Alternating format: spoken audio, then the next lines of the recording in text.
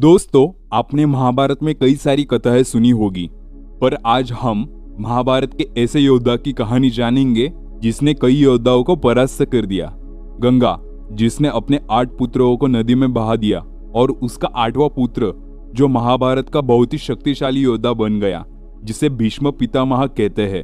गंगोत्री के गर्भ से निकलने वाली गंगा के 7 पुत्र हुआ करते थे जिन्हें नदी में बहा दिया गया।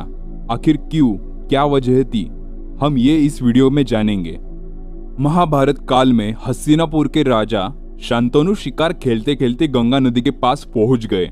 यहाँ पर उन्होंने एक सुंदर स्त्री को देखा जो देवी गंगा ही थी। शांतनु को उससे पहली नजर में ही प्रेम हो चुका था। उन्होंने विवाह का प्रस्ताव गंगा के पास रखा।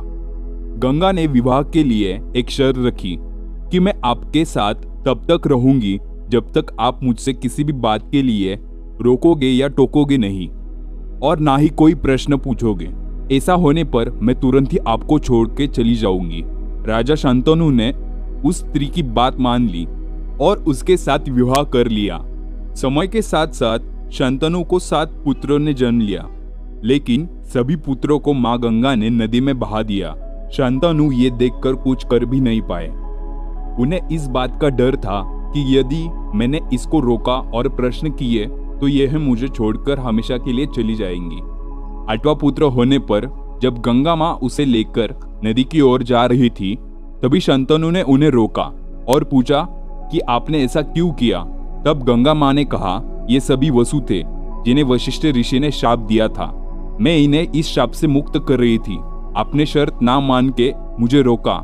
अब मैं आपको छोड़कर सदा जा रही हूँ। ऐसा कहकर गंगा अपने 8वें पुत्र को लेकर चली गई।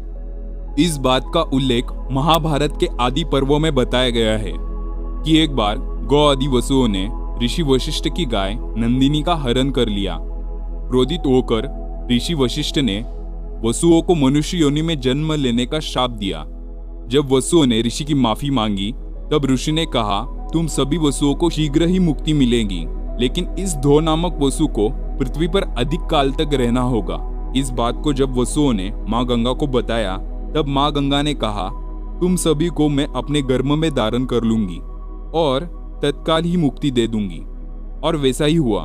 लेकिन ऋषि के शाप के कारण धो नामक वसु ने भीष्म पितामह के रूप में जन्म लिया, जिनका नाम देवव्रत था, जिन्हें बाद में भीष्म पितामह के नाम से जानने लगा।